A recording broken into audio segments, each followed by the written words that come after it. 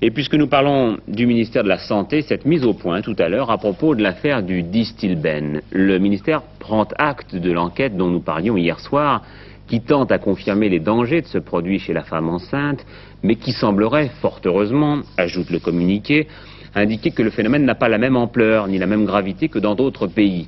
D'une manière générale d'ailleurs, les milieux médicaux sont plutôt rassurants ce soir et Jérôme Camilly s'attache à répondre aux questions que peuvent se poser les femmes qui ont utilisé ce produit.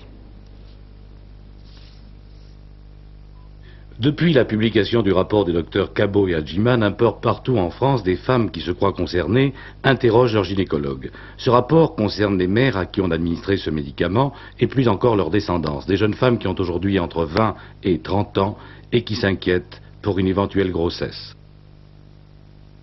Bonjour docteur, je suis venue vous voir parce que j'ai lu dans la presse que le Distilbène pouvait avoir des problèmes pour une éventuelle grossesse. Et j'ai appris que maman avait pris le Distilbène lors de sa grossesse et j'aimerais savoir ce qu'il faut que je fasse. Alors vous êtes mariée depuis quelque temps? Oui, je viens de me marier depuis peu. Oui, et vous avez envie d'avoir un enfant prochainement? Oui. Alors, ce que je vous conseille, c'est qu'on fasse une radio de votre utérus. Oui. C'est pas un examen très compliqué.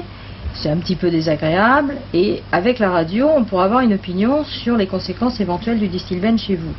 De deux choses l'une, ou votre radio est parfaitement normale et vous aurez des enfants sans problème comme tout le monde, ou elle n'est pas tout à fait normale et quand vous serez enceinte, on vous considérera comme ayant une grossesse à haut risque. Ce qui veut dire qu'on vous surveillera de près, que s'il le faut, on vous mettra au repos et qu'on a comme ça des chances de vous éviter d'avoir un accouchement prématuré.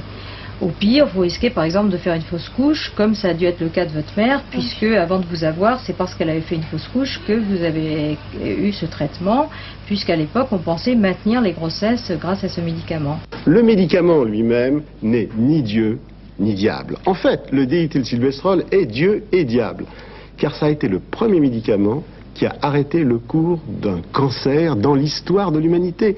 Le cancer de la prostate, en 1942, Dr. Huggins, Chicago, il a eu le prix Nobel pour ça, à juste titre, arrête les cancers de la prostate.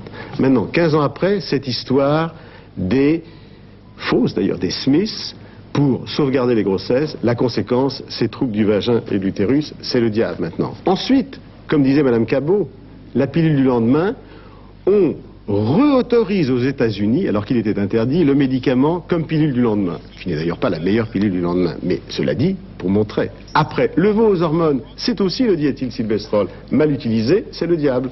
Donc vous voyez, ça dépend comment on prescrit, ça dépend comment on sait. Tout est question d'éducation. Il faut faire des sciences fondamentales, il faut apprendre aux médecins à se projeter dans l'avenir, leur donner une éducation de base, et pas seulement des recettes, en faire des machines à distribuer des produits. Le diable, c'est le risque de cancer, un cas sur 10 000 bien sûr c'est encore trop, mais à y regarder de plus près, on s'est sans doute montré beaucoup trop alarmiste.